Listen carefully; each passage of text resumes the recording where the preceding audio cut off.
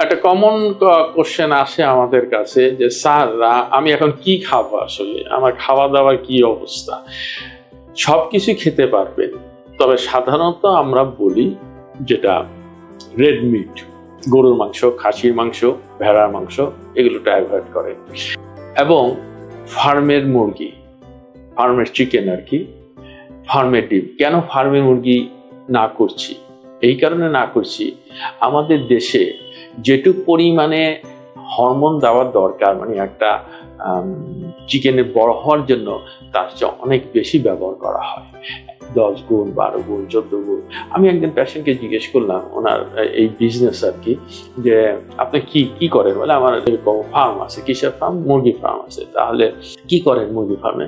যে আমরা এরকম বড় করে বিক্রি করি। কতটুকু কি করেন একটু বলেন যদি ডিটেলস। আমি জিজ্ঞেস করলাম, তা আপনাদের অসুবিধা না বা খেতে পারেন চিন্তা ছাড়াই? না স্যার, আমরা একটা অংশ আলাদা করে রাখি যেটা আমাদের জন্য, সেখানে সেরকম হরমোন দেওয়া হয় না।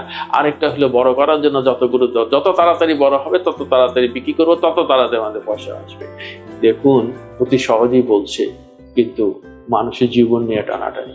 এই হরমোন দেওয়া মানে আমার শরীরে চলে আসে।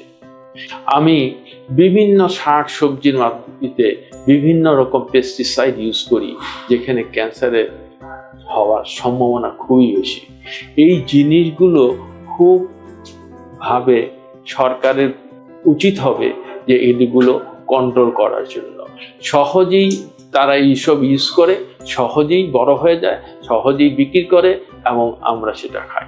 আপনি দেখুন না, ছোটবেলায় যে কুকুরগুলো দেখেছি সেগুলো হলো শুকনো ছিল, আজকালগুলো দেখেন খুব মোটা মোটা। কারণটা কি? এই যে গার্বেজগুলো ফালাচ্ছে চিকেনে, সেটি খাচ্ছে এবং সে হরমোন খাচ্ছে, ডেয়ারি খাচ্ছে, সে মোটা মোটা হয়ে যাচ্ছে। নট অনলি দ্যাট, কিছু রিক্সাওয়ালা যারা রিক্সা চালক, তাদেরকে দেখবে মোটা হয়ে গেছে। তার কারণ তারা চিকেন খাচ্ছে, ওই ব্রয়লার চিকেন খাচ্ছে, এবং হরমোনগুলো যাচ্ছে। হরমোনগুলো যাওয়ার পরে কি হচ্ছে? সে আস্তে আস্তে মোটা হয়ে গেছে। এখন আমাদের ইয়াং জেনারেশনের কথা বলবো, যে তুমি কোথায় যাচ্ছ? আমি ফাস্টফুড খেতে যাচ্ছি। ফাস্টফুড কি খাবে?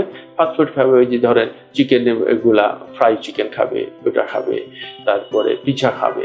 এই যে ফ্রাই চিকেন খাচ্ছে, এই ফ্রাই চিকেনটা তার সাথে কোথার থেকে যেখানে চিকেনের ব্রয়লারগুলো বড় হচ্ছে, কি দিয়ে বড় হচ্ছে একটু আগে আমি বলেছি। সুতরাং এই অভ্যাসটা আমাদেরকে বাদ দিতে হবে, ছেলে মেয়েদেরকে বোঝাতে হবে, যদিও তারা মানতে চায় না আর কি।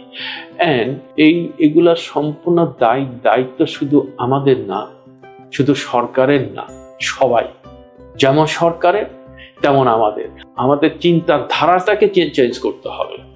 শুধু বিজনেস করলেই হবে না, আমার চিন্তা করতে হবে আমার এই বিজনেস করে যা খাওয়াচ্ছি তারা কি খাচ্ছে এবং কি হচ্ছে। বাংলাদেশে অধিকাংশ খাদ্যই কিন্তু বিষাক্ত, আমরা বিষ খেয়ে আস্তে আস্তে মারা যাচ্ছি। সুতরাং সবাই কাছে আমি অনুরোধ করব, দেখুন আমরা সবাইকে চিন্তা করে খাই, চিন্তা করে বিজনেস করি, চিন্তা করে আমাদের সবকিছু করতে হবে। শুধু নিজের প্রফিটটা, নিজের বিজনেসটা দেখলেই চলবে না, তাহলে আমাদের জাতি এক সময় ঘোর বিপদে পড়ে যাবে। যেমনি ভাবে আমি বলি যে আমাদের রিপ্রোডাক্টিভ লেডিরা, তাদের ক্যান্সার, স্তন ক্যান্সার খুব বেশি। এই ক্যান্সার কেন হচ্ছে? আমাদের কিন্তু একদিন আমরা আসবে, তাদেরকে আমরা খুঁজে পাবো না। এই খুঁজে পাওয়াটা কত প্যাথেটিক সেটা আমি বুঝা বলতে পারবো না। একটা ফ্যামিলি থেকে যখন চলে যায় একজন, সে আর কোনোদিন ফিরে আসবে না। Thank you.